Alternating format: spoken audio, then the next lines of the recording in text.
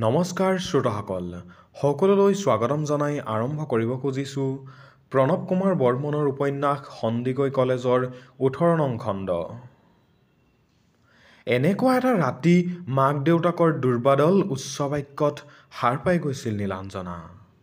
বুকুখন কঁপি উঠিছিল তাইৰ। কাণ অনাই শুনিবলৈ চেষ্টা কৰিছিল তাই।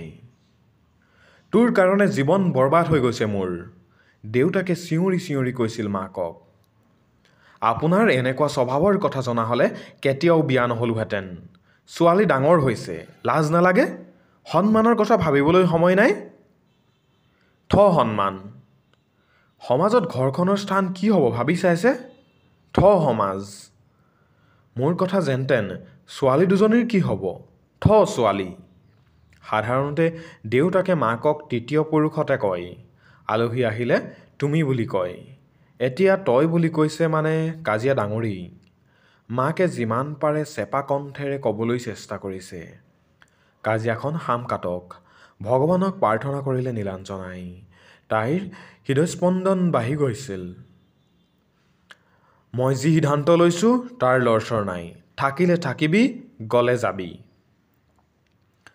কি কথাক লৈনো এই মাজৰাতি আৰু মাক দেউতাকৰ কাজিয়া লাগিছে উমান পাবলৈ চেষ্টা কৰিলে নীলাঞ্জনাই। কিন্তু গম নাপালে। কাজিয়া এটা সময়ত সাম কাটিল।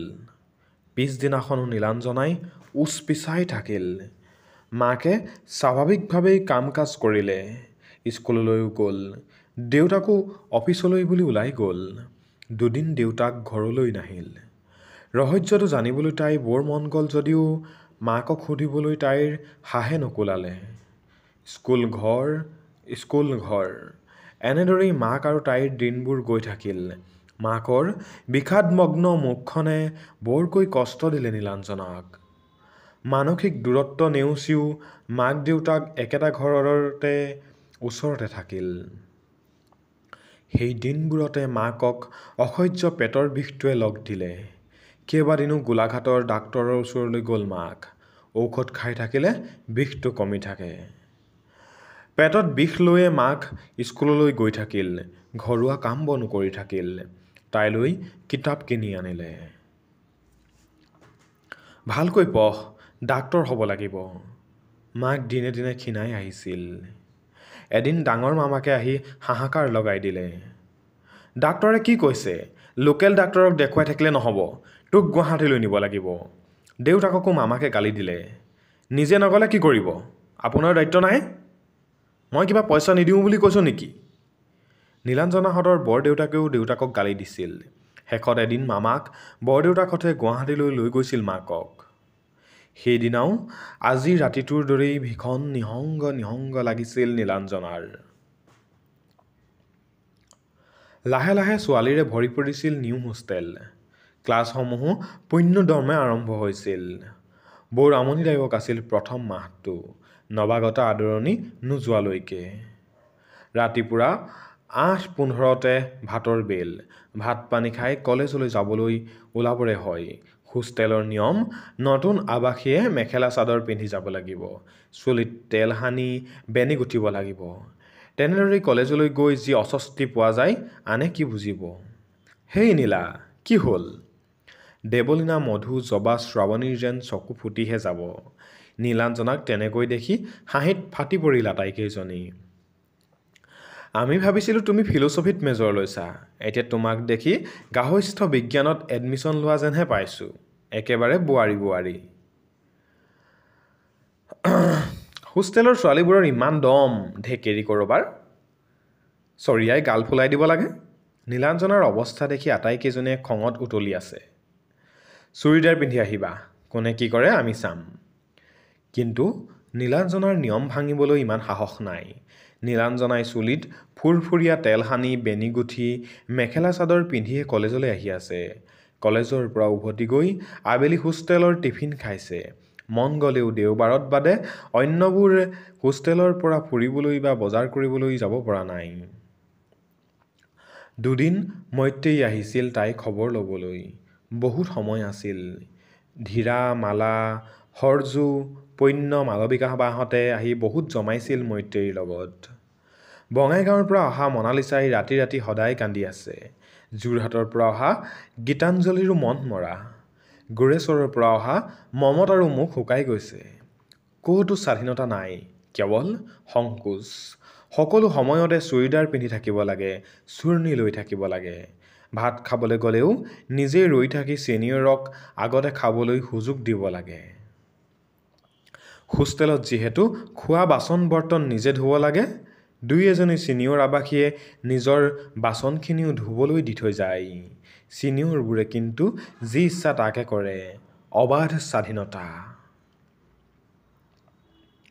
হোষ্টেলত ৰাতি 10 বজাৰ পিছত চাইলেণ্ট আৱাৰ। এই সময়ত নিয়মমতে কোনেও কাকো ডিষ্টাৰ্ব কৰিব নোৱাৰে, কাৰো কোঠালৈ আন আৱাসী আহিব নোৱাৰে, পঢ়াৰ সময়। কিন্তু সেই নিয়মো ভংগ হৈ যায়। ছিনিয়ৰ ছোৱালীবোৰ সোমাই আহে। ছিনিয়ৰ ছোৱালী সোমাই আহিলে চকীত বহি পঢ়ি থাকিলেও থিয় হৈ চেলুট দিব লাগিব, বিচনাত শুই উঠি চেলুট দিব লাগিব।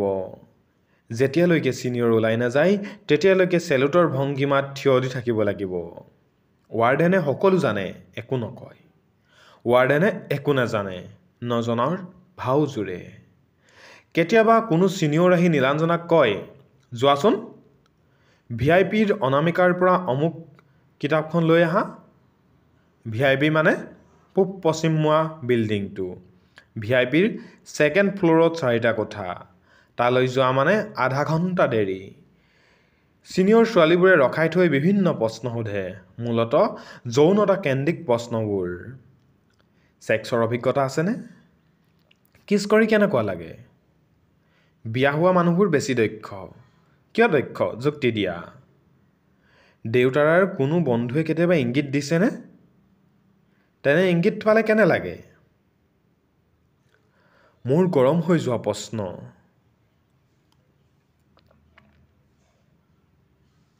পাৰিজাত বৰুৱা আৰু পাৰুল শৰ্মা হায়াৰ ছেকেণ্ডেৰীত একেলগে পঢ়া হ'লেও নীলাঞ্জনাৰ লগত বিশেষ সম্পৰ্ক নাছিল। সিহঁতৰ গ্ৰুপ বেলেগ আছিল। এতিয়া দুয়ো আহি নিউ হোষ্টেল সোমাইছেহি। সেই পাৰিজাতে গণ্ডগোল লগাই দিলে, হাহাকাৰ লগাই দিলে। সেই ৰাতি গোটেই হোষ্টেল সাৰ পাই উঠিল। ইটো ৰুমৰ পৰা সিটো ৰুমলৈ ছিনিয়ৰৰ লৰা ধপৰা লাগিল। ইমান সাহস কেনেকৈ হ'বলৈ পালে?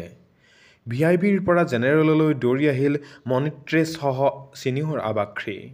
পাৰিজাত বৰুৱাই ছিনিয়ৰক চৰিয়ালে। কিয়? কিয়? কিয়? হাহাকাৰ, গণ্ডগোল। কেনেকৈ সম্ভৱ? ইম্পচিবল। কিন্তু সত্য, পাৰিজাত বৰুৱাই চৰিয়ালে ছিনিয়ৰক। ইমান স্পৰ্ধা? কিয় চৰিয়ালে? কাক চৰিয়ালে?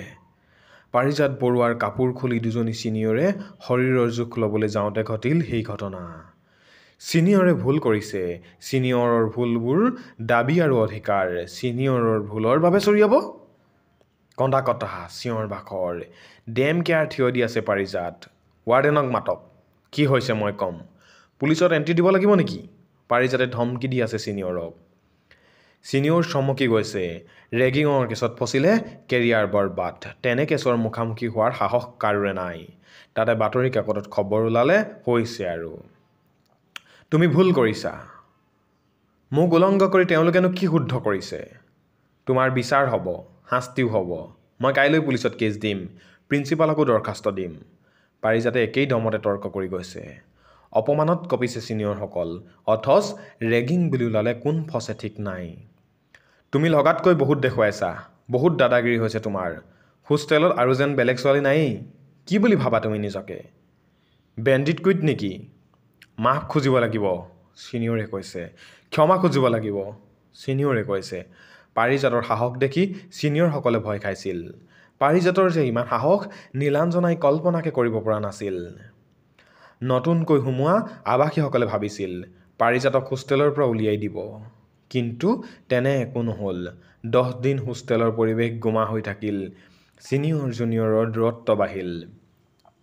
জেনেৰেলৰ 27টা কোঠাত প্ৰতিটোৰ ভিতৰতে গঢ়ি উঠিল একোখন অদৃশ্য প্ৰাচীৰ। পাৰিজাতে কিন্তু একো কথালৈ কাণ সাৰ নেদিলে। বুকু ফিন্দাই বাথৰুমলৈ গ'ল, ডাইনিঙলৈ গ'ল, ক্লাছলৈ গ'ল। তাই ডাইনিঙলৈ গ'লে তাত থকা সকলো ছিনিয়ৰ বাহিৰলৈ ওলাই যায়। তাই ক্লাছলৈ গ'লে ছিনিয়ৰসকলে ইচ ইচ ইচকৈ তাইক সকলো ফালৰ পৰা ধিক্কাৰ দিয়ে। অথচ কোনেও একো কৰিব নোৱাৰে তাইক। মধ্যবিত্তৰ ঘৰৰ ছোৱালীবোৰৰ তাইৰ ওপৰত একশ্যন ল'বলৈ সাহে নোকোলায়। জানোচা, কেঁচু খান্দোতে সাপ ওলায়। হয়, কেঁচুৰ গাঁতত সাপ আছে হোষ্টেলটোত। 10 দিন, মাত্ৰ 10 দিন। 10 দিন পিছত পৰিস্থিতি বেলেগ হ'ল। সেয়াও এক অন্য কাহিনী। সকলোৱে স্বস্তিৰ নিশ্বাস এৰিলে। পাৰিজাতে সংঘটিত কৰা ঘটনাটো শুদ্ধ নে অশুদ্ধ বহু ৰাতি ভাবি ভাবিও নীলাঞ্জনাই উত্তৰ উলিয়াব নোৱাৰিলে। নতুনকৈ অহা বহুত ছোৱালীয়ে পাৰিজাতক সমৰ্থন কৰিলে। পাৰিজাত আৰু আকাংক্ষাৰ কিবা এটা মিল আছে। দুয়ো ডেম কেয়াৰ। আকাংক্ষালৈ মনত পৰে। ক'ত আছে তাই? পুনেত? মল্লিকাও বিন্দাছ আছিল। অথচ তাইৰতো একো সমস্যা হোৱা নাই। কি হৈছে? কনা? চুমা খাইছ? আৰু কেনে লাগে কনা? গা জ্বলি যায়, মল্লিকাই কৈ গৈছে। আৰু কি হৈছে? নেৰানেপেৰা প্ৰশ্নত মল্লিকাই স্বীকাৰ কৰিছিল যে তাই আৰু ভাৰ্জিন হৈ থকা নাই। তাকে লৈ মল্লিকাৰ কোনো পাপবোধ নাই। আৰ্যত পঢ়া সেই ল'ৰাটোৰ লগত তাইৰ প্ৰেম হ'ল আৰু বহুত কিবা কিবি। ভাৰ্জিনিটি হেৰুৱাবলৈ নীলাঞ্জনাৰো লালচা জাগে, কিন্তু সাহস নহয়। অৰুণজ্যোতি কাষত থকা হ'লে? মল্লিকা ভাৰ্জিন নহয়, এই কথাত বাকীকেইজনীৰ মুখ কলা পৰে। বাকীকেইজনীৰ ভাজভংগ কৰিবলৈ কোনো নাই। অথচ চবৰে গোপন বাসনা জাগে।